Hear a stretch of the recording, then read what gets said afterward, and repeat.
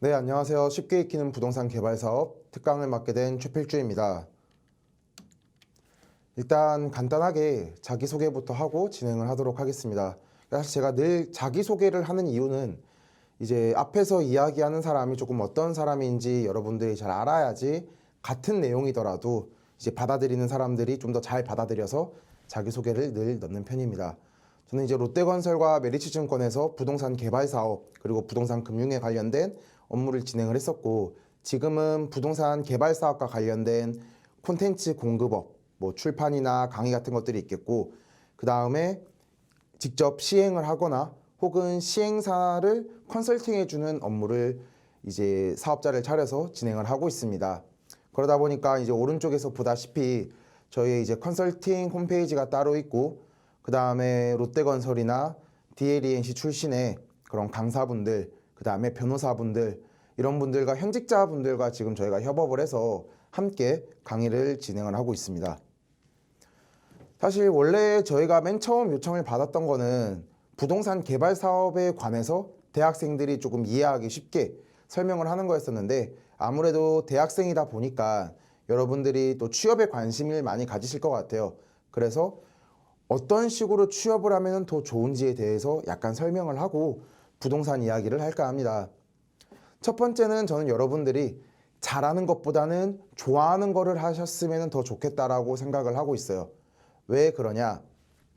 저희가 입시를 할 때는 사실 뭐 조금 더 좋은 대학이 더 좋다라고 생각을 합니다. 왜 그러냐면 저희가 전과를 할 수도 있고 혹은 편입들을 할 수도 있기 때문에 그렇게 생각을 하지만, 이제 필드, 여러분이 이제 취업 시장에 들어오게 되면은 과연 내가 지금 잠깐 잘하지만 이 일을 좋아하는 사람은 이제 2, 3년 하는 게 아니라 이분들은 10년, 20년, 30년 동안 이 일을 할 거거든요.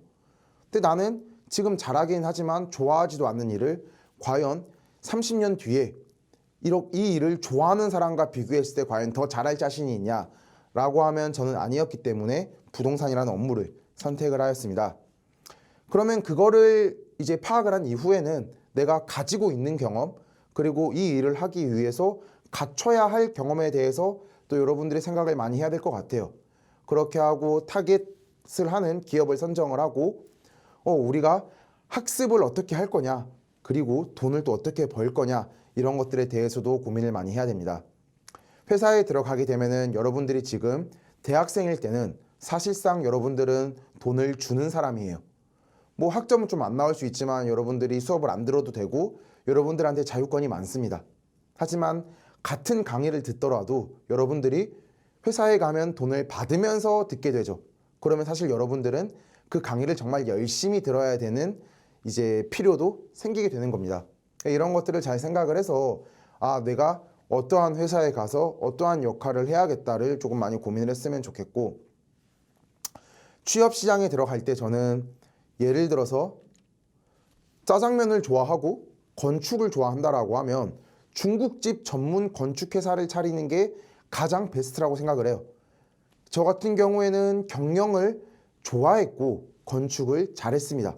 그럼 이거 두 가지가 만나는 게 뭘까라고 고민을 하다가 이거는 바로 부동산이야 라고 생각을 하고 이 부동산 개발업에 뛰어들게 된 거죠. 그래서 여러분들도 한 가지로만 좀 찾기보다는 두 가지를 결합하면은 10%, 10% 연산을 하면은 저희가 1%가 될 수 있죠. 만약에 우리가 프랑스어를 잘한다. 그리고 부동산 개발도 잘 알아요. 근데 프랑스에서 개발을 할 수 있는 한국인은 정말 별로 없을 겁니다. 이런 식으로 뭔가 내가 가지고 있는 장점들을 조합을 해서 사회에 나가는 게 조금 더 상대방을 설득하는데 더 용이할 수 있다는 것들을 알았으면 좋겠습니다. 그리고 내가 어릴 때 아르바이트를 하거나 혹은 친구들과 뭐 싸운 경험이 있거나 혹은 교수님들과의 소통을 했거나 이런 다양한 경험 속에서 여러분들이 내가 취업하려는 타겟 직군과의 연계성을 찾으시면은 훨씬 더 일을 하실 때 그리고 취업을 할 때 도움이 많이 될 것 같습니다. 네, 여기까지가 이제 사실 제가 대학생 여러분들한테 조금 해드리고 싶은 취업에 관련된 이야기였어요. 저희가 계속해서 이제 대학생들 교육을 많이 하고 있기 때문에 이 이야기는 꼭 좀 드리고 싶어서 저희가 5분의 시간을 할애해서 이야기를 했습니다. 이제 정말 저희의 강의를 시작하도록 하겠습니다. 좌측에 있는 사진은 페이커, 오른쪽은 아이유죠. 이런 것들을 저희가 대형 건설사에서도 강의를 하기 때문에 물어보면은 우측은 다 아세요. 하지만 좌측을 모르시는 분들이 많습니다. 근데 이 둘을 제가 사진을 갖고 온 이유는 이 둘의 인터뷰에서 공통점이 있었기 때문이에요. 그게 뭐냐면 바로 기본에 충실하자입니다. 그리고 독서를 통해서 내 본업에 영감을 얻었다라는 인터뷰 내용이 있었어요. 그렇기 때문에 저는 여러분들이 앞으로도 저희 일을 할 때도 정말 독서를 많이 하고 법률을 많이 보는 게 이 부동산 개발업에는 시작이다 라는 것들을 좀 말해주고 싶어서 저 사진들을 가지고 왔습니다. 그 다음에 여러분들이 이제 사회에 나가면 3년이면 저는 해당 분야의 전문가가 될 수 있다라고 생각을 해요. 3년? 지나가봤자 나 대리인데? 뭐 대학교도 사실 3학년 되면은 여러분 대학생활 잘 아시죠? 군대도 2년만 해도 사실 군대 내에서 웬만한 업무들은 다 할 수 있습니다. 그 뒤부터는 왼쪽처럼 기초가 얼마나 탄탄한가. 예를 들어서 롯데월드타워 같은 경우에는 123층을 올리기 위해서 축구장 몇 개만큼의 고강도 콘크리트가 들어갔다라고 하죠. 그렇게 되면은 123층까지 쌓을 수 있는 겁니다. 하지만 여러분들이 기초가 없다. 이렇게 되면은 오른쪽 사진처럼 무너지는 건물이 될 수 있기 때문에 저는 여러분들이 3년 동안 정말 기초를 잘 닦으면서 전문가가 됐으면 좋겠어요. 이 생각을 한 또 다른 이유 중에 하나는 제가 건설사에 있을 때 순환 근무를 하더라고요. 근데 총무팀에만 계시다가 우리 부서로 넘어왔는데 3년이 지나니까 정말 가장 잘하는 사람이 됐었습니다. 근데 그에 반해서 10년 동안 이 일을 해도 못하는 사람들은 있어요. 그렇기 때문에 여러분들이 내가 어떠한 업무를 시작을 하면 3년 동안 반드시 다 배워서 전문가가 돼야겠다라고 생각을 하셨으면 좋겠습니다. 특히나 부동산 개발 사업은 철저한 근거 법 속에서 상품이 탄생하기 때문에 뭐 www.law.go.kr에 들어가셔서 학교용지 부담금이라든지 혹은 각종 아파트라는 뭐 건축법, 주택법에 대해서 읽어가는 버릇을 들였으면은 가장 베스트일 수 있겠습니다. 제가 이렇게 이야기를 한 이유는 저희 연면적 그러면 어떻게 생각하시죠? 맞습니다. 바로 각 층 바닥 면적의 합을 연면적이라고 해요. 그런데 이렇게 시행령이 적혀 있는 법으로 우리가 연면적을 공부를 하게 되면 어떻게 되냐? 국민주택 규모 이하의 임대주택이나 공공청사가 들어가는 부분은 연면적에서 제외된다라는 말이 있습니다. 이게 왜 중요하냐면은 연면적은 저희가 용적률, 건물을 상업지구에는 800%까지도 지을 수 있어요. 그리고 일반 주거용지는 200%, 250% 이렇게 건물들을 지어야 되는데 그 말은 대지 면적이 100평인데 용적률 제한이 200%다. 그러면 여기에는 200평의 건물만 지을 수 있어 라는 말입니다. 그러니까 이 똑같이 뭐 1000평의 건물을 지으려고 할 때 아이디어를 막 내겠죠. 근데 임대주택이나 공공청사가 제외된다는 걸 우리가 알고 있으면은 조금 더 다양한 건축에 대한 기획을 할 수 있을 겁니다. 그러니까 연면적이라는 단어 하나를 익힐 때도 여러분들이 관련된 법령을 찾아보면서 익히면 훨씬 더 이 부동산 업계에서는 더 잘할 수 있다라는 것들을 설명드리기 위해서 제가 이거를 가지고 왔어요. 현재 부동산 시장이 어떨까요? 사실 뭐 금리는 내려갈 것 같이 계속 했었는데 별로 내려가고 있지 않아요. 그리고 물가는 막 올라가고 우리의 월급은 또 많이 올라가고 있지 않습니다. 여러분들 아르바이트 할 때 별로 월급이 올라가지 않잖아요. 시급도 별로 안 오르고. 그러다 보니까 저는 실질적으로는 이게 지금 스태그플레이션에 우리가 이미 진입을 한 게 아닌가라는 생각도 하고 있어요. 이제 인플레이션 때문에 우리의 월급은 그대로고 더 잘 사라지진 않으니까 점점 더 격차가 벌어지면서 힘들어지는 거죠.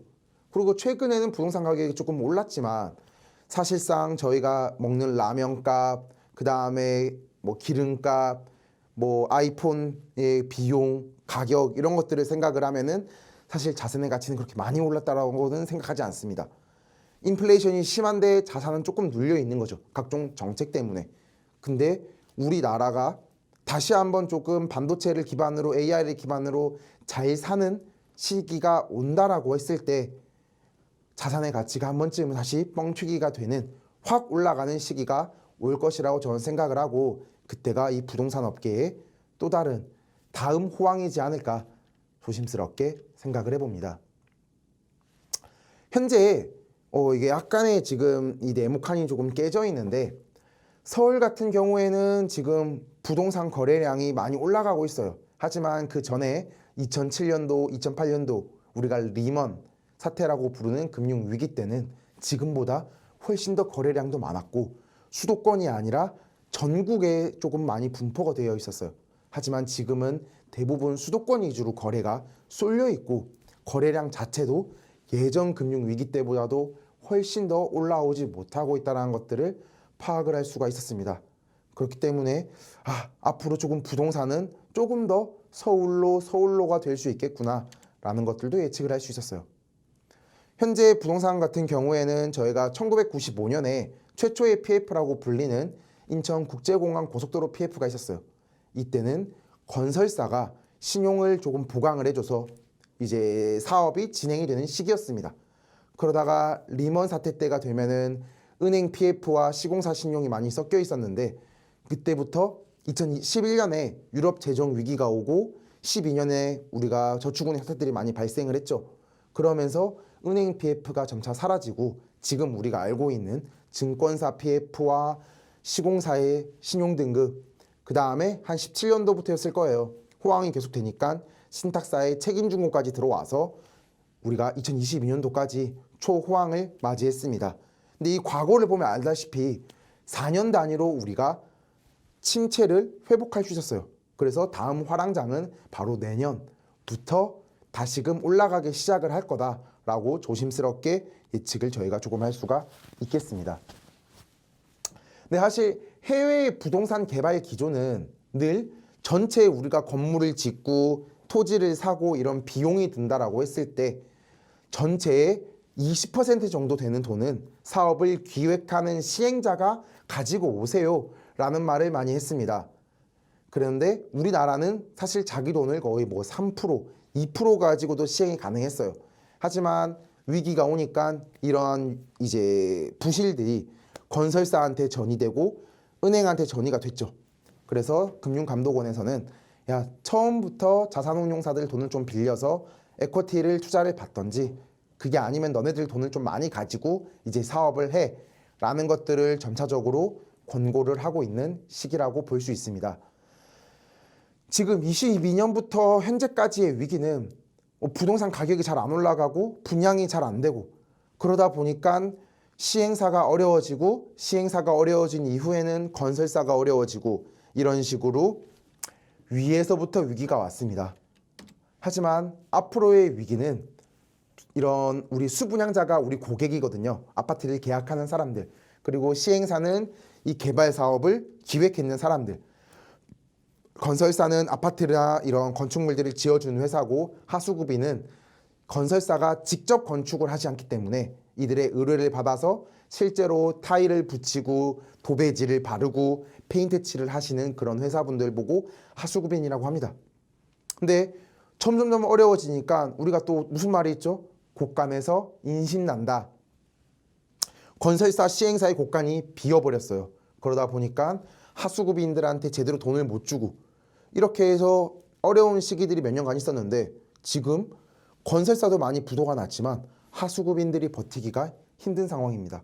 그럼 하수구빈들이 사라져요. 그럼 어떻게 될까요? 건설사가 건설을 할 수가 없겠죠. 그리고 건설사가 하수구빈을 새로 구해야 됩니다. 그럼 한창 도배 바르다가 이 사람이 갑자기 망해서 사라져버리고 새로운 도배공이 왔어요. 어떻게 될까요? 이거 너무 옛날 가격이에요. 저희 시급 더 올려주세요. 돈 더 올려주세요 라고 말을 많이 하게 돼요. 그러면은 건설사의 그런 비용이 또 더 늘어나겠죠. 그래서 이제는 또 다른 위기가 올 수가 있다 라는 것들을 여러분들이 염두에 두셨으면 좋겠습니다. 앞으로의 이런 부동산 시장은 사실상 고급화 전략과 저는 임대사업이라고 생각을 합니다. 그 이유는 전세도 사라지고 있고 우리가 서울에서 살고 싶어하는 니즈도 또 명확해요.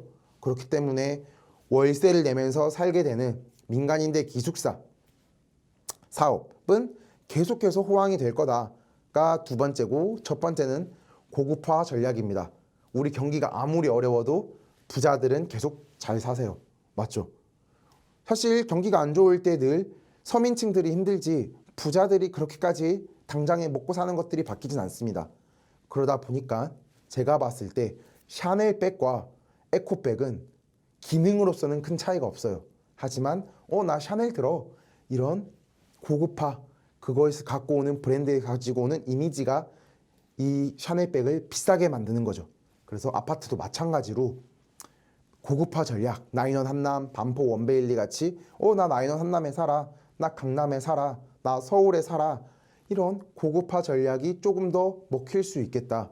근데 브랜드 이미지도 물론 그 건설사의 이미지도 중요하지만 반대로 생각을 하면 부동산, 움직이지 않는 재산이잖아요.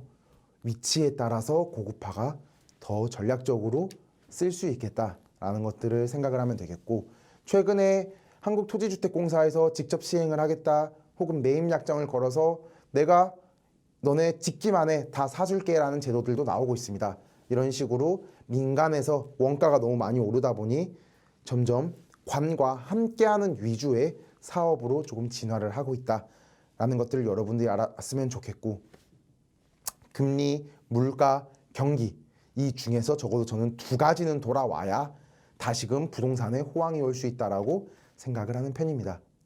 여기까지 1강을 저희가 이제 진행을 했었는데 여러분들한테 조금 더 유익한 시간이 되셨으면 좋겠습니다. 그래서 2강 한번 시작해 보도록 하겠습니다. 여러분들, 부동산 개발 사업이에요.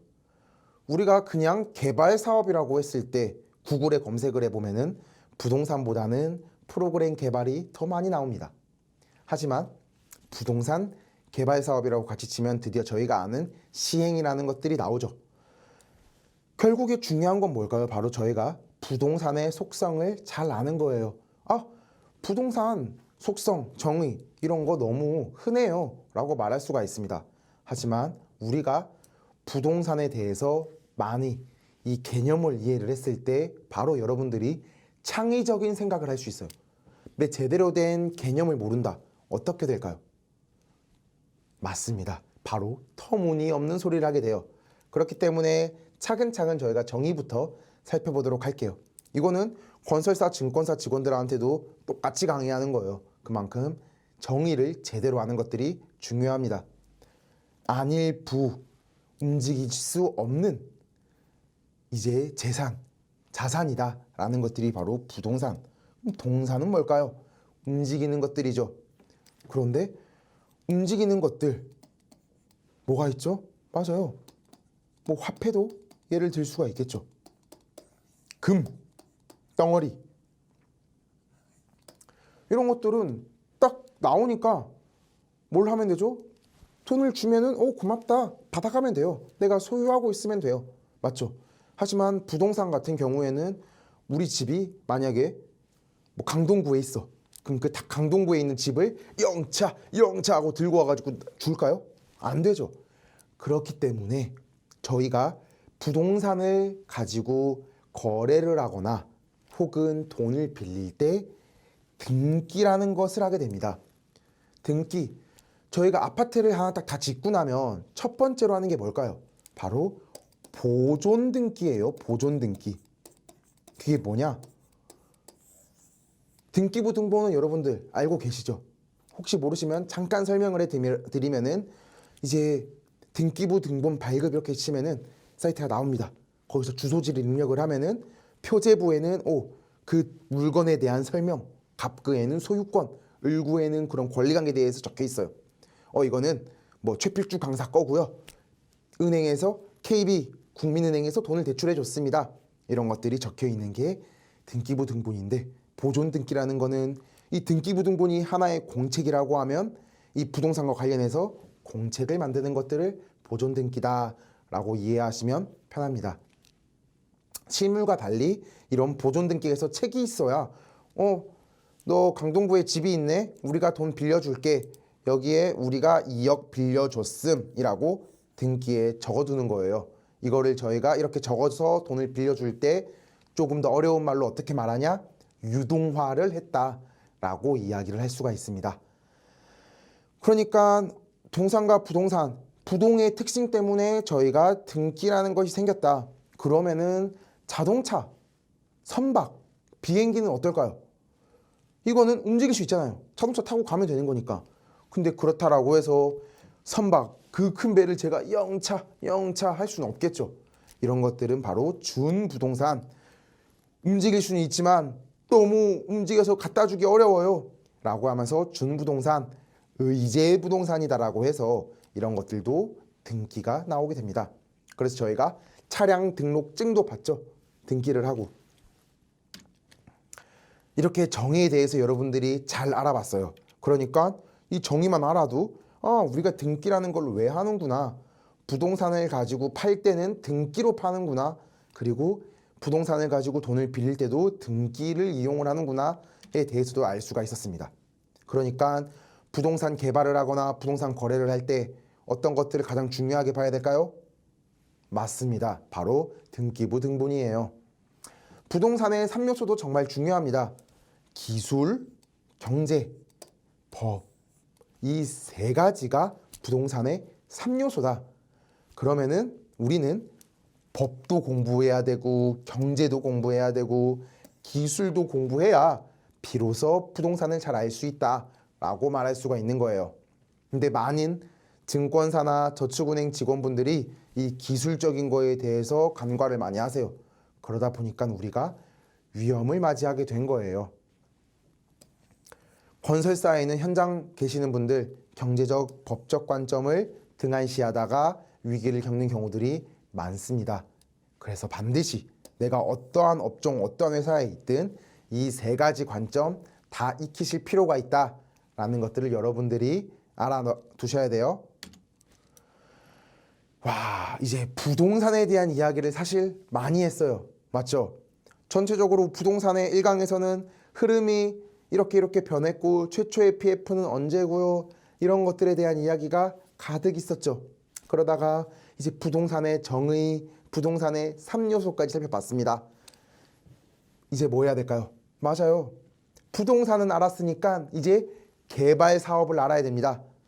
첫 번째, 사전조사. 이게 사실 부동산업, 개발업에서는 가장 중요하다라고 할 수 있어요. 만약에 이런 질문들이 저희한테 올 때가 있어요. 저 혹시 이 땅 정말 좋은 땅이에요. 강남에 있는 땅이에요. 송파구에 있는 땅이에요. 한남동이에요. 좋은 땅이죠. 근데 이런 땅 한번 같이 기획해 줄 수 있나요? 이렇게 의뢰가 들어옵니다. 그리고 제가 뭐 안동, 광주 이런 데 땅이 조금 있는데 조금 그렇죠. 그래도 기획 좀 가능할까요? 라고 물어보세요. 많은 분들이 찾아오십니다. 제가 어떻게 대답할까요? 세상에 좋은 땅과 나쁜 땅은 없다. 돈이 되고 우리가 돈을 벌 수 있으면 좋은 땅, 돈을 못 벌면 나쁜 땅입니다. 강남이라고 해도 예를 들어서 토지의 가격이 평당 100억이에요. 제곱미터당 30억이야. 좋은 땅일까요? 그 제곱미터당 30억에 내가 땅을 사서 어떤 건물을 지어서 내가 돈을 벌 수 있죠? 저는 상상이 안 됩니다. 물론 30억까지는 하지 않죠. 그럼에도 제가 이렇게 설명을 드리는 이유는 좋은 땅이라는 것은 토지 가격과 이 토지의 용도지구, 여기에는 주거를 지을 수 있는 공간입니다. 여기는 상가를 지어야 되는 공간이고요. 여기는 호텔을 지어야 되는 공간이에요. 라는 것들이 사실 다 계획이 되어 있습니다. 그런 계획이 없으면 어떻게 될까요? 맞아요. 여기에는 학교가 있는데 옆에는 갑자기 고층 오피스가 있어요. 직장인들밖에 없어. 그리고 또 옆에는 호텔이 있고 또 여기에는 맛집이 있어. 주거 공간이 없네. 그럼 이 학교는 도대체 왜 필요하죠? 이렇게 될 수도 있고. 그 다음에 사실 뭐 베트남이나 태국 같은 도심에 가면은 조금 그런 경우들을 볼 수 있는데 막 알록달록 높고 낮고 왔다 갔다 그런 랜드스케이프라고 하죠. 멀리서 봤을 때 도시의 경관도 조금 엉망이 되는 경우들이 있어요. 그러니까 우리나라는 뿐만 아니라 많은 나라에서 선계획, 후개발 계획을 먼저 하고 여기에는 아파트 짓기로 했으면 아파트 짓자, 여기는 학교 짓기로 했으면 학교 짓자, 이런 계획을 나라에서 먼저 하고 그 계획에 따라서 토지의 가치가 조금 설정이 되고 개발이 된다라고 보셔야 돼요. 왜 그러냐면은 만약에 여기에 땅이 이렇게 있어요. 그리고 옆에도 땅이 있어요. 토지의 가치를 결정한 것 중에 하나가 바로 용적률입니다. 여기는 뭐 200%, 여기는 800%예요. 그러면은 똑같이 100평이더라도 여기는 800평의 건물을 지을 수 있는 거고 여기는 200평의 건물을 지을 수 있는 거예요. 뭐가 중요하죠? 800평이면은 맞아요. 80평씩 해도 10개의 아파트가 생기는 거고 200평이면 어떻게 되죠? 80평층 하면은 2개의 아파트밖에 안 생기는 거예요. 맞죠? 그렇기 때문에 용적률, 그래서 저희가 일반 상업용지의 토지가 가격이 비싼 거예요. 맞죠? 그러다 보니까 저희가 정보를 발굴을 합니다. 만약에 돈이 될 게 너무 확실한 땅이에요. 그러면 이미 다 누군가가 건물을 지었을 겁니다. 그렇기 때문에 막 다니면서 여기 땅 얼마예요? 지주들한테 물어볼 수도 있고 중개사분들한테 물어볼 수도 있겠죠. 그리고 우리가 이 개발업계에서 일을 하다 보니까 신탁사나 증권사, 건설사 같이 일하시는 분들한테 접수가 된 땅들을 받기도 합니다. 그래서 정보 발굴을 하면은 올렐레 이 땅 괜찮은 것 같은데 라는 생각이 들 때가 있어요. 왜냐하면 이거는 저희가 일을 많이 하다 보면은 이 지역에 아파트를 지을 수 있는데 토지가 평당 500만 원이네. 그러면은 분양가는 최소한 평당 1,400만 원은 되겠다 라는 것들을 좀 경험치로 저희가 알고 있어요. 근데 주변의 시세를 보니까 평당 1,000만 원이네. 이러면은 그거는 검토를 하진 않겠죠. 근데 시세가 1,800만 원이에요. 이러면은 여기에 사업해볼 수 있을 것 같은데? 라고 하면서 건축사들한테 건축해요. 몇 평의 아파트를 지을 수 있고요. 얼마 만에 세대가 들어가고 이제 실제로 여기 아파트가 지을 수 있는지 확인해 주세요. 라는 것들을 요청을 하게 돼요. 그 다음에 어떻게 해야 되죠? 사업 수지라는 걸 작성하게 됩니다.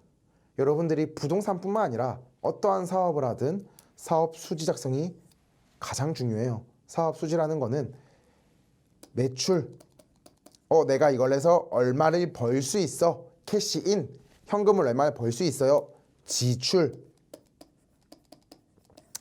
하기 위해서는 첫 번째 토지에 대한 가격, 두 번째 건물 공사비만 하더라도 필요하겠죠. 다 내 돈으로 못 할 거니까 금융 비용, 팔아야 되니까 판매에 관련된 판매 비용, 그 다음에 우리가 세금을 내야 되니까 뭐 제세 공과금 이런 것들이 생겨요. 이런 것들을 다 합했을 때 이 건물 지어서 팔면은 100억은 받을 수 있을 것 같아. 근데 지출 금액을 다 합쳐봐도 90억이면 되겠는데? 이렇게 하면 어떻게 해야 되죠? 부동산 개발 사업을 해야 되죠.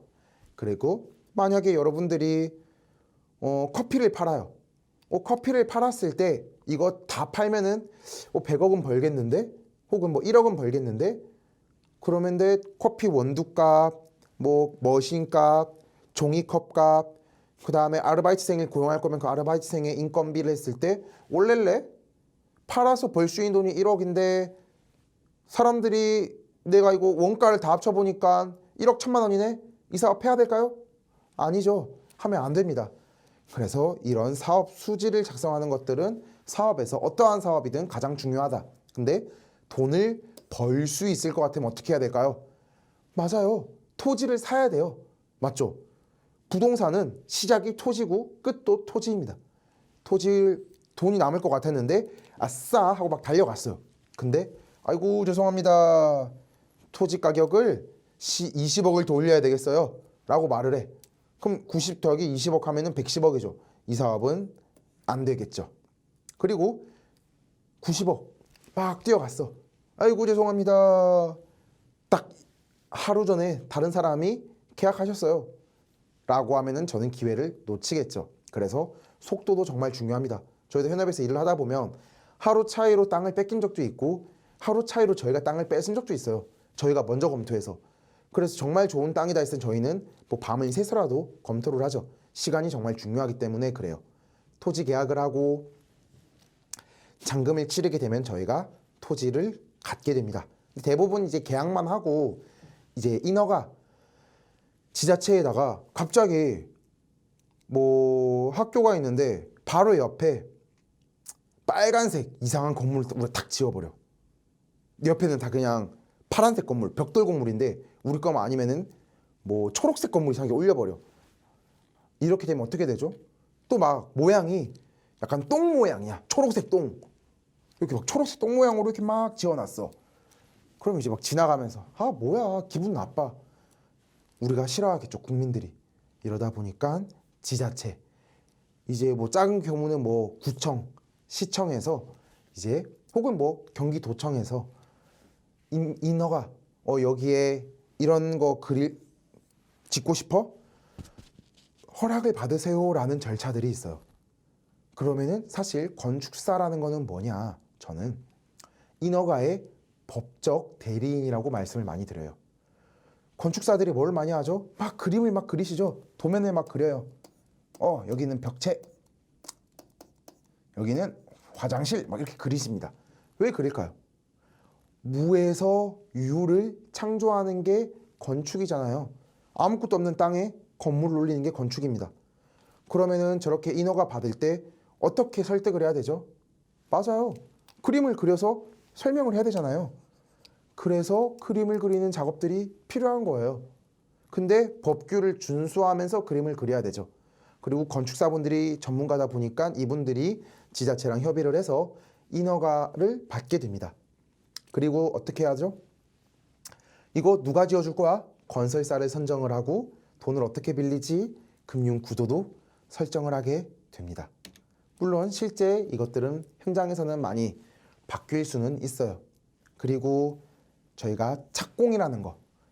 이제 우리 건물을 이제 지을 거니까 자, 공사 스타트 하는 거를 착공이라고 하고, 만약에 주거 공간이다 라고 하면은 분양을 하게 되겠고, 뭐 상업시설이다 라고 하면은 뭐 미리 받을 사람들을 또 분양을 할 수도 있고, 혹은 이거는 호텔이에요. 우리는 분양을 하지 않고 내가 직접 소유를 하고 운영을 할 겁니다가 될 수도 있어요. 시공이라는 거는 뭐냐면은 실제로 건물을 건축하는 과정 중에 있는 것들을 바로 시공이라고 합니다. 분양을 했었으면 운영 관리 없이 수익이 정산이 될 거고, 직접 운영 관리를 하면은 우리는 10년 동안 운영 관리를 하고 이렇게 될 수 있어요.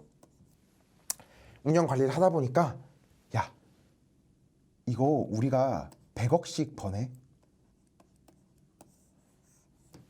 요즘에 예금 금리 어떻죠?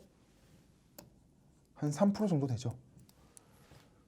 그러면 우리가 어떤 생각을 할 수 있냐? 이거를 우리가 뭐 캡레이트, 요구 수익률이라고 이제 업계에서는 쓰는데, 쉽게 생각을 하면 3%. 그러면은 누군가한테 5% 수익을 안정적으로 가져갈 수 있어요 라고 하면은 우리 거 사갈 것 같은데? 그럼 어떻게 되죠? 맞아요. 연수익이 100억이라고 했을 때 우리가 이거를 1000억에 팔아요.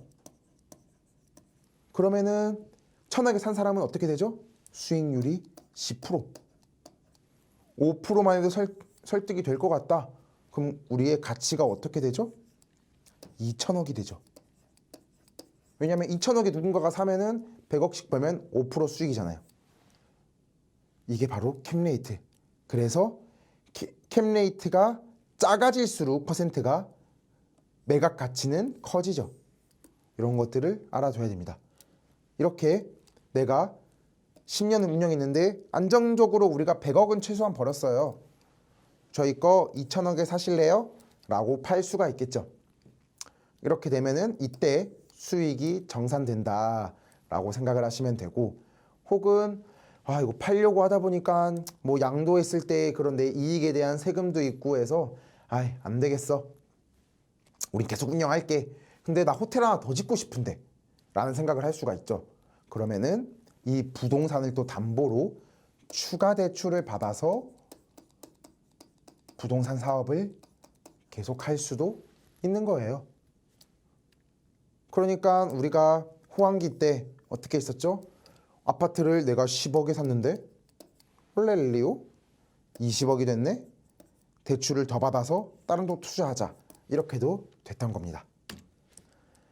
이거를 부동산 개발 사업의 추진 구도로 해서 나눌 수도 있어요. 이건 전체 어떻게 보면은 건축에서 말하는 순서라고 볼 수가 있고, 이거는 두 가지로 나누면은 사업화, 사업을 만드는 단계, 그리고 사업 단계, 사업을 하는 단계로 크게 두 덩어리로 나눌 수가 있습니다. 사업화 이전 단계는 아까 말했던 정보를 수집하고 기획, 이거를 사업화하는 거는 어떤 걸 정확히 지을 거고 사업성을 검토하는 사업화 단계, 그리고 사업을 시작을 했을 때는 인허가를 하고 분양, 공사를 하는 단계, 정산을 하는 단계, 이렇게 네 가지로 나눌 수도 있습니다. 건축 공정, 우리가 아까 기술에 대해서 잘 알아야 된다고 했죠. 건축 공정에 대해서 말을 하면 이게 조금 섞여 있는데 죄송합니다. 토공사 말 뭐냐면 건물 그냥 지으면 어떻게 되죠? 으아, 꽝 치면 넘어갈 수도 있어요. 진짜로 태풍 막 오면은 날아갈 수도 있어요. 그러니까 아까 전에 롯데월드타워 저희가 전 강의에서 말했죠. 토공사 땅을 파야 중심이 되는 기초를 콘크리트를 쳐서 무게를 딱 잡아줄 수 있는 거예요. 골조, 뼈 골자를 쓰는 겁니다. 콘크리트랑 철근으로 뼈대를 만드는 공사. 그러면 우리 벽지, 콘크리트에 바로 벽지 붙이면 잘 붙을까요? 안 붙어요. 그래서 석고보드라는 것들을 덧대되게 되고 외기랑 접하면은 그 핑크색 아이소 핑크 같은 거 있죠? 단열재를 덧대게 되고 그 다음에 페인트 칠을 하든 도배를 바르든 하게 됩니다. 그런 것들이 이제 수장공사다라고 보시면은 편하실 거예요. 자, 발주처라는 것들이 있습니다. 발주처는 뭐냐? 바로 시행사예요. 근데 이게 나라가 될 수도 있고 재개발 재건축 조합이 될 수도 있죠. 이런 분들이 바로 발주처다라고 생각을 하시면 되고, 이 발주처가 건설사를 고용을 하고 아까 철거회사는 철거, 토목회사는 땅을 파고, 골조회사는 콘크리트를 치고, 내장회사는 아까 같이 석고보드 같이 최종 마감재를 시공할 수 있도록 도와주고, 인테리어 회사는 최종 마감을 진행을 하게 됩니다. 그리고 감리랑 설계회사, CM은 발주처가 고용을 하게 되죠. 이때 발주처는 건설사한테 2개월에 한 번씩 돈을 주는 경우가 많아요. 이렇게 생각할 수도 있지. 3개월에 한 번씩 주면 안 돼요? 그러면은 저희가 돈 적게 빌려도 될 것 같은데 라고 할 수 있는데, 이런 것들도 법을 알면은 조금 더 쉬워요. 하도급법이라는 게 있어요. 건설사가 너무 가배지위를 형성을 하고 있으니 이런 회사들한테는 매달 돈을 주세요. 얘네들은 영세하잖아요. 너희보다. 이게 바로 하도급법에 적혀 있어요. 그럼 건설사도 매달 돈을 주려고 하다 보니까 3개월이면은 2달이나 돈을 밀리는 거죠. 그래서 2개월 단위로 좀 형성이 되어 있다라고 생각을 해주시면 좋겠습니다. 저거는 건설 프로세스였는데 우리 부동산 개발 사업 프로세스는 또 어떨까요? 신탁사, 믿을 신에 맡길 탁. 예전에 시행사가 돈 들고 야반 도주를 한다라든지 혹은 분양 있는데 도망친다라든지 이런 것들이 있었죠. 이런 것들을 이제 막기 위해서 신탁사가 생기고, PM, 발주처가 조금 역량이 부족할 수도 있죠. 그러면 저처가 이제 PM업도 한다라고 했는데 저는 시행사면서도 PM이기도 하죠. 왜냐하면 시행사를 하려면 어떻게 해야 돼요?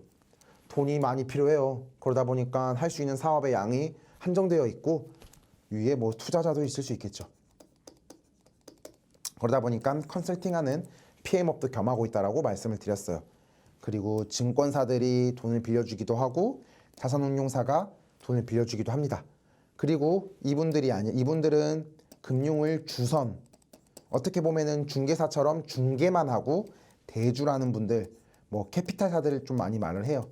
혹은 뭐 저축은행, 새마을금고 이런 분들이, 혹은 뭐 국민연금 이런 분들이 대주, 돈을 빌려주는 역할을 하고 이분들이 주선을 해서 시행사한테 빌려주는 거죠. 이런 식으로 대주가 형성이 되어 있을 수도 있고, 그 다음에 토지주까지 하면은 부동산 개발 사업의 플레이어들을 여러분들이 다 알았다라고 생각하실 수 있을 것 같습니다. 이렇게 하면 저희가 이제 2강이 마무리되었습니다. 또 3강에서 여러분들한테 인사드리도록 하겠습니다. 3강에서 이제 강의를 조금 다 드리고 시간이 허락한다라 그러면 제가 퀵하게 요약해서 개발 사업 전체에 대해서도 한번 설명을 드릴게요. 이제 우리가 사업을 진행을 하려고 할 때 우리 청년주택 사업을 할 거야 라고 생각을 할 수가 있습니다. 근데 그렇게 할 때 건축사분들이 아까 전 강의에서 제가 뭐라 그랬죠? 건축 개요를 저희가 받아서 분석을 한다라 그랬는데 건축사분들한테 정말 죄송하지만 이런 체크리스트들도 좀 만들어 주시면 안 돼요? 라고 할 수도 있어요. 왜 그러냐면은 청년주택 사업을 제가 그때는 처음 기획을 해보는 거였고 이랬을 때 체크리스트가 조금 다 있어야 마음 편하게 사업을 할 수 있을 것 같았거든요. 그러면은 청년 역세권이니까 여기 주변에 있어요? 이런 것들. 이런 거 350m에 또 있는가? 이런 거에 해당이 되지 않는가? 이런 것들이 필요합니다. 만약에 미충족이라고 하면은 저희 청년 역세권 사업을 할 수가 없겠죠. 그렇기 때문에 이런 체크리스트들을 한번 여러분들이 만들어서 혹은 제공받아서 검토하는 것도 반드시 필요하다라는 것들을 설명하기 위해서 제가 이 의견서를 가지고 왔어요. 사실 이런 의견서들은 뭐 내용 상세한 것들은 또 이런 책에 제가 또 그대로 들고 온 거라서 여러분들이 와 너무 제한된 시간에 많은 내용들이 들어왔는데 잘 모르겠어 라고 하면은 책을 조금 살펴보셔도 좋을 것 같습니다. 제가 가장 많이 사용하는 사이트가 뭘까요? 맞아요. 등기부 등본은 사실 토지 정보 이음을 파악하고 이거 할만하네. 나머지는 솔직히 이 사람들 말을 믿고 좀 검토를 하는 거죠. 그 다음에 확인을 합니다. 할만했을 때. 토지 정보를 들으면은 뭐 A동 32-1번지야 라는 땅이 딱 왔어. 그러면 저는 토지 정보 이음부터 들어가요. 그 다음에 지번을 입력을 하면은 이런 식으로 설명이 나옵니다. 여기 건폐율이라는 거는 뭐냐? 이렇게 전체 토지가 있으면은 이만큼 건축을 할 거예요. 이게 건폐율이에요. 이거에 대한 제한도 있습니다. 100평일 때 건폐율이 60%면은 60평만큼만 가능해요. 용적률은 얼마나 높게 쌓을 수 있냐에 대한 것이라고 말씀을 드렸죠. 그리고 건폐율이랑 용적률은 이렇구나. 층수랑 높이 제한은 이렇구나. 여기에 또 행위 이제 가능 여부 이거를 클릭을 하게 되면은 여기에는 아파트는 지을 수 없습니다. 여기에는 상가는 지을 수 없습니다. 이런 것들에 대한 설명이 다 나와 있어요. 그러다 보니까 여러분들이 여기에 들어가면은 여기에는 뭐를 지을 수 있구나. 여기는 주차장 부지네. 주차장만 지을 수 있네. 이런 것들도 여러분들이 알 수가 있을 겁니다. 공사비 증액, 사업비 등을 생각한 버퍼다. 뭐가 버퍼다? 이 이익이라고 말하면 됩니다. 저희가 실물 거래라는 것 크게 부동산 또 업계에서 뭐가 있냐면 실물과 개발이 있어요. 실물은 다 지어진 것을 거래를 하는 거죠. 규모가 크고 이러면은 사실 생각해야 될 게 많습니다. 근데 개발은 뭐죠? 아무것도 없는 거에서 미래의 가치를 상상해보자. 이렇게 해서 가는 게 개발이에요. 아무래도 조금 더 법규나 이런 것들이 어려울 수밖에 없겠죠. 그리고 다 지어가는데 너희 준공계 내려면 요즘에 여기 너무 시끄럽잖아. 이런 거 좀 추가 공사해줘 라는 이야기가 나올 수도 있어요. 그 다음에 세금이 예상치 않게 더 많이 늘어난다라든지 공사 기간이 바뀐다라든지 이런 리스크들도 발생을 합니다. 사업을 할 때 늘 설계 변경이라는 것들도 많이 일어나요. 저희가 오토캐드라는 걸로 도면을 많이 그리죠. 2D입니다. 사실 3D로 해도 마찬가지긴 한데 이렇게 이제 그림을 그렸을 때 하다 보니까 마찰이 되네. 다른 공정이랑 이러면서 설계가 변경되기도 하고 또 유행이 바뀌니까 설계를 변경하자라고 할 수도 있어요. 그러면 공사비가 올라갈 수 있겠죠, 여러분. 그러면은 이 이익이 10%가 아닐 수가 있어요. 맞죠? 그럼 가끔씩 시행사들이 이런 말들을 합니다. 저희 공사비랑 요즘에 원가가 공사비가 많이 올랐죠. 너무 많이 올라서요. 이렇게까지만 했을 때 플러스 마이너스 제로예요. 매출액도 100억, 지출도 100억이에요. 저희 돈 안 벌어도 되니까 사업할 수 있게 돈 좀 빌려주세요. 라고 찾아오시는 분들이 있어요. 어떻죠? 아까 제가 버퍼라고 했죠. 개발 사업은 정말 무에서 유를 창조하는 거기 때문에 비용이 언제 어떻게 더 많이 들어갈지 모릅니다. 그래서 이거는 이익인 것도 있지만 만약에 이렇게 딱 갔어요. 근데 뭐 공사비가 10억 올랐네? 이러면 어떻게 되죠? 이거의 사업의 주인은 시행사예요. 하지만 건설사나 돈을 빌려준 금융사들이 피해를 받겠죠. 그렇기 때문에 이런 경우에는 사실상 건설사들은 도급 계약, 공사 계약도 하지 않아주고 금융사들도 돈을 안 빌려주는 겁니다. 그래서 이 이익은 뭐 잘 요대로 끝나면 이게 이익이지만 버퍼라고 업계의 사람들은 생각을 한다라는 것들도 여러분들이 알아주시면은 훨씬 더 좋을 것 같아요. 다시 한 번 더 좀 얘기를 하다라고 하면 저희가 토지 확보 누구한테 할 수 있을까요? 시공사분들이 토지 정보를 주기도 해요. 그리고 우리 회사 직원 중에서 땅을 갖고 있는 사람들이 있을 수도 있죠. 혹은 뭐 부산 항만공사라든지 이렇게 공사들 지자체가 가지고 있는 땅들도 있습니다. 이것들을 자체 개발할 수도 있고 혹은 제가 또 집에 땅이 있으면 자체 개발할 수 있겠죠. 그리고 공인중개사무소는 토지 정보가 가장 많습니다. 이 사람들이 여기 원래 토지주가 여기 필지 하나가 여기 있죠. 초록색 필지가. 이거 100억이라고 했을 때는 사업 이익이 안 남았어요. 근데 이분이 최근에 돈이 좀 필요하셔서 30억으로 토지 가격을 내렸습니다. 라고 하면은 그러면은 이거 아파트 지어서 팔만 하겠는데? 혹은 여기 학원 지어가지고 내가 학원 운영할 수 있겠는데? 이런 생각들을 하게 되는 거예요. 이런 것들에 대한 정보. 토지 작업자라는 거는 이제 뭐냐면은 여기는 뭐 필주가 갖고 있는 땅, 여기는 철수, 여기는 영희가 갖고 있는 땅일 수 있어요. 맞죠? 근데 가만 보자. 기획을 하다 보니까 이거는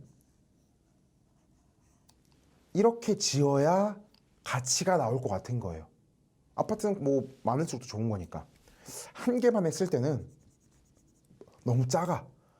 공사하기도 어렵고 지하주차장도 못 만들어. 이거는 다 같이 있어야 돼. 그러면은 필주는 야 나는 평당 1억, 철수는 나는 평당 2억, 영희는 나는 평당 3억 이럴 수도 있는 거예요. 그럼 나중에 필주가 알게 되면 어떻게 되죠? 뭐야? 나도 3억 받을래. 나도 3억 받을래. 이럴 수도 있겠죠. 혹은 갑자기 철수는 나는 안 팔래. 팔기 싫어졌어. 아빠가 팔지 말래. 이럴 수도 있어요. 그러면은 토지 작업을 하시는 분들이 이분들을 다 설득을 하는 거예요. 이런 것들도 여러분 순서가 있긴 합니다. 제일 큰 땅을 가지고 있는 사람들, 그 다음에 종중이라고 해서 뭐 안동 김 씨가 가지고 있는 뭐 경주 최 씨가 가지고 있는 땅들도 있어요. 근데 그런 분들은 어떻게 의사결정을 하시냐면은 그 종중 사람들이 다 모여요. 에헴 해가지고 이거 파는 게 맞겠나 아닌 게 맞겠나 가족회의를 합니다. 그렇게 되면은 소문이 날 수가 있겠죠. 그래서 또 지역사회에 영향력 있는 사람들부터 먼저 설득을 하는 편이에요. 왜냐면 필주가 반장이야. 영희는 제일 유명한 식당 주인이야. 철수는 이 식당도 많이 가고 반장이랑도 친해. 그럼 이제 필주가 말하는 거예요. 야, 나도 1억에 팔기로 했어. 그냥 같이 1억에 팔자. 이렇게 할 수도 있겠죠. 우리 그래야 빨리 팔 수 있어. 라고 하는 철수가 그래 알았어. 라고 할 수 있기 때문에 이런 식으로 작업을 해오시는 분들을 바로 토지 작업자라고 합니다. 필지가 뭐 설명은 3개였지만 제일 많은 경우는 저는 300명이 있는 것도 봤거든요. 그럼 300명을 다 설득하셔야 되는 거예요. 힘든 일입니다. 신탁사는 이제 위탁자라고 하죠. 어떤 사람들이 일을 맡겼고 이걸 대해서 이 부동산을 맡아주세요 라고 했기 때문에 그를 위탁자라고 하는데 위탁자분들이 이자를 못 내네. 그럼 어떻게 해야 돼? 사업은 망하고 부도가 난 겁니다. 그러면은 신탁사들이 이거를 공매로 넘길 수가 있어요. 그리고 일반 법인들도 땅을 가지고 있을 수 있겠죠. 뭐 맥도날드도 그런 거 있잖아요. 사실 맥도날드는 부동산 회사다. 부동산을 보유하고 햄버거를 팔면서 부동산의 가치를 끌어올려서 부동산을 팔아서 돈을 더 많이 버는 회사예요 라고 할 수도 있는 겁니다. 그 다음에 자문사나 컨설팅사에서도 다양한 정보들이 들어올 수 있습니다. 이거에서는 이제 아까 신탁자라는 걸 설명을 했는데 토지 소유자가 부동산을 신탁을 맡기면은 토지주가 등기부등본에는 신탁사로 바뀌어요. 그리고 수익권에 대한 증서를 나눠줍니다. 1순위 우선 수익권, 2순위 우선 수익권 나눠주는데 근저당보다 훨씬 더 관리하기가 편해요. 그래서 조금 선진화된 담보 기법이다라고도 말을 합니다. 그리고 신탁사가 있으니까 이런 수분양자들, 고객들이 분양 계약을 신탁사랑 하죠. 신탁사는 본인이 망해도 이거는 별도로 관리가 되고 있고 얘가 망해도 신탁사가 있기 때문에 수분양자들은 안심할 수 있어요. 그렇게 하고 그러니까 건설사인데 건설사와 계약을 하고 뭐 사실상 이렇게 계약을 하는 건데 명목상 같이 계약을 하죠. 그렇게 해서 이제 건설사는 우리가 반드시 이거 준공시켜 줄게라는 계약을 해서 아파트나 상가나 호텔을 완공을 하게 됩니다. 그리고 당연히 대출도 필요하겠죠. 이렇게 하다 보면 저희가 금융 분쟁이 생길 수도 있어요. 이자 제한법 22% 이자를 받으면 어떻게 되죠? 불법입니다. 그리고 뭐 수수료를 어떻게 받는지 이런 것들에 대해서는 저는 펀드 정보 원클릭 시스템에 들어가서 이제 규정들을 많이 찾아보라고 말씀을 드리고 그 다음에 여기에서 분쟁이 또 어떻게 되고 있는지 다른 사람들은 살펴볼 수도 있기 때문에 여러분들이 그렇게 했으면 좋겠다. 저희가 1강에도 말했고 2강에도 말했어요. 우리나라 어떻다라 그랬죠? 맞아요.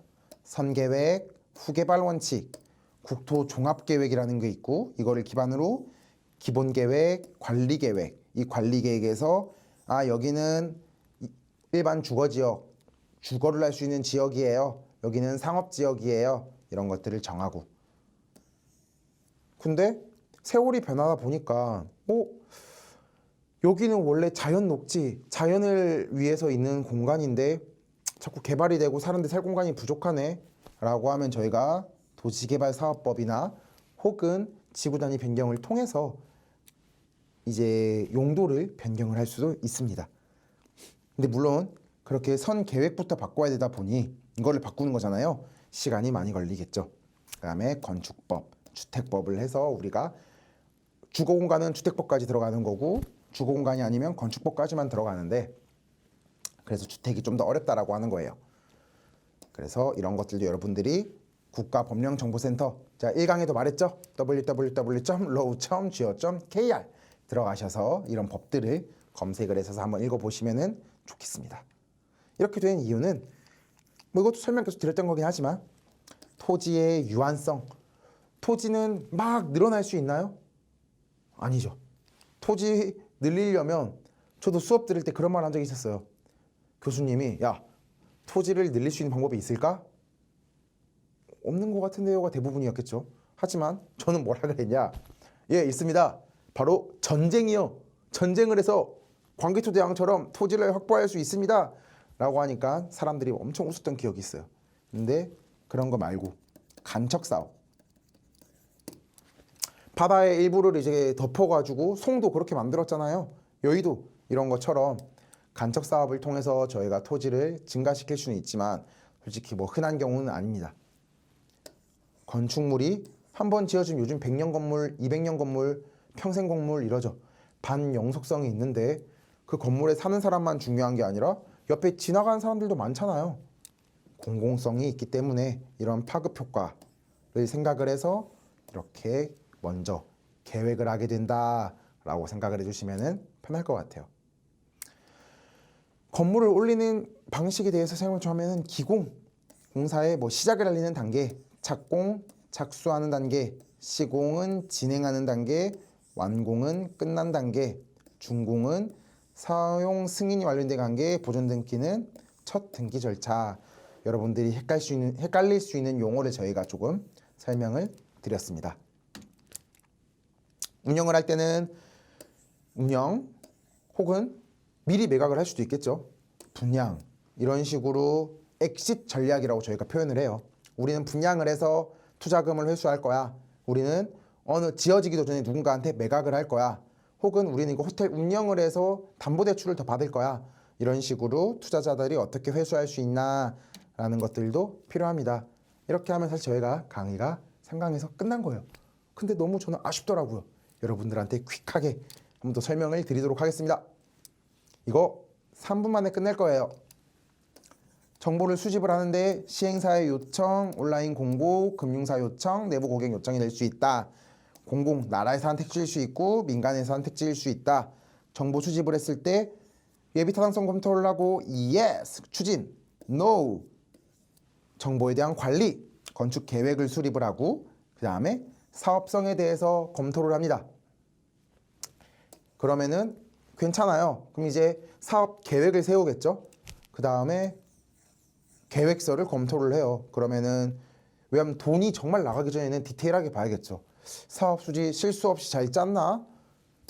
이거 필주 땅이라 그랬는데 진짜 필주 땅 맞나? 이런 것도 한번 확인해 보는 겁니다.